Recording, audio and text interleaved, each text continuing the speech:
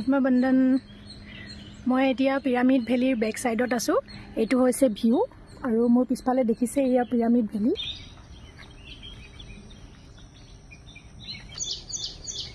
কি সুন্দৰ ভিউ নহয় নে?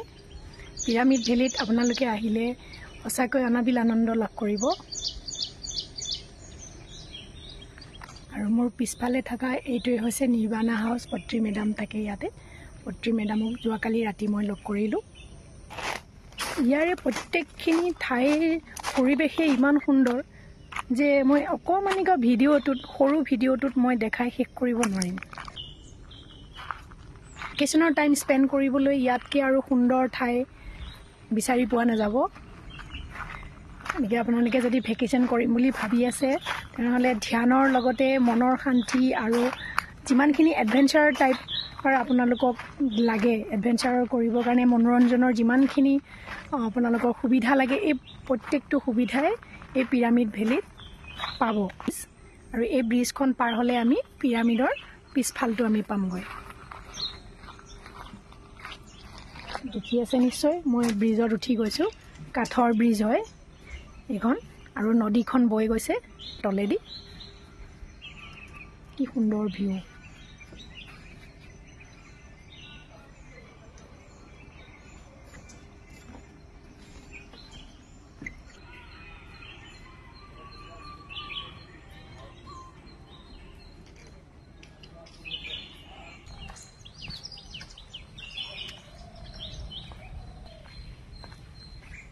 সুন্দৰ এখন বাগিচা আৰু বাগিচাখনৰ অপজিটত আছে এখন নদী আৰু ইয়াতে কায়াকিঙৰো সুবিধা আছে।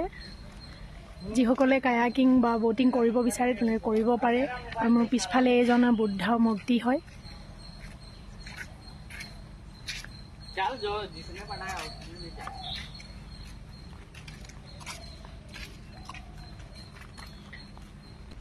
এই মোৰ পিছফালে দেখিছে কায়াকিঙৰ ব'টবিলাক ৰাখি থৈ দিছে।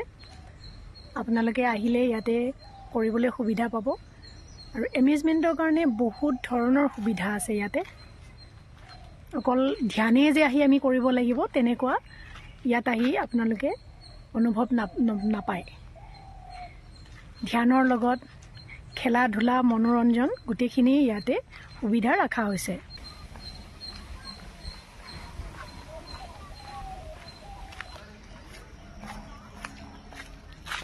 মই এতিয়া পত্ৰীজীয়ে ধ্যান কৰোৱা পাৰ্কখনলৈ গৈ আছোঁ। মুকলি ধ্যান মানে অ'পেন টু স্কাই, মুকলি আকাশৰ তলত বহি সকলোৱে ধ্যান কৰে ইয়াতে। মোৰ পিছফালে এয়া মহাত্মা গান্ধীৰ মূৰ্তি জনা দেখিছে। বিশাল মূৰ্তি হয় আৰু এই ঠাইখিনিতে সকলোৱে বহি পিৰামিড ধ্যান আৰু পূৰ্ণিমা ধ্যান, অমাৱস্যা ধ্যান মুকলি আকাশৰ তলত বহি সকলোৱে ৰাতিপুৱা, ৰাতি, দুপৰীয়া, গধূলি এই ঠাইখিনিত ধ্যান কৰে। আৰু এটা বিশাল ষ্টেজ আছে মোৰ পিছফালে।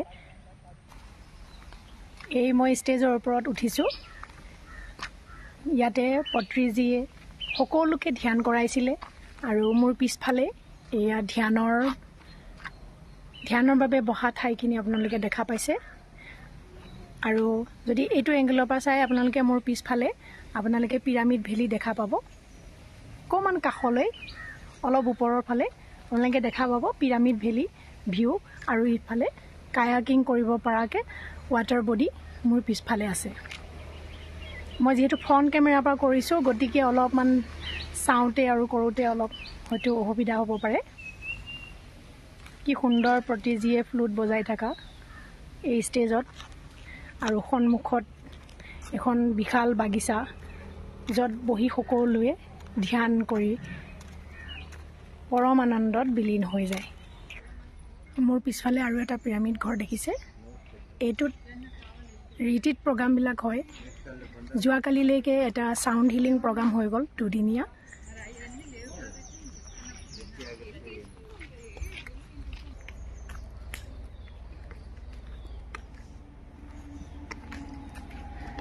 এই নতুন পিৰামিড মই যিটো দেখাইছিলোঁ তাৰ এইটো ফ্ৰণ্ট ছাইড হয়। যিহেতু মই ফ্ৰণ্ট কেমেৰাৰ পৰা কৰিছোঁ গতিকে আখৰবিলাক ওলোটা দেখা পাব। এইটো হৈছে এণ্ট্ৰি ছাইড পিৰামিডৰ ভিতৰলৈ যোৱা। বৰ্তমান মই ডৰ্মিটৰীলৈ গৈ আছোঁ, যিহেতু মই অলপ পিছত ঘৰমুৱা হ'ম, গতিকে মই বৰ্তমান ডৰ্মিটৰীৰ ফালে গৈ আছোঁ।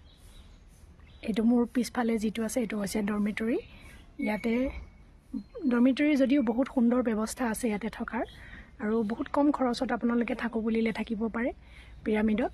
আৰু আপোনালোকে ভালকৈ যদি আপোনালোকে ঘৰ হিচাপত আপোনালোকে থাকিব পাৰে বিচাৰে, তেনেহ'লে চ'ল নেষ্টতো আপোনালোকে থাকিব পাৰে এক্সট্ৰা ঘৰ লৈ।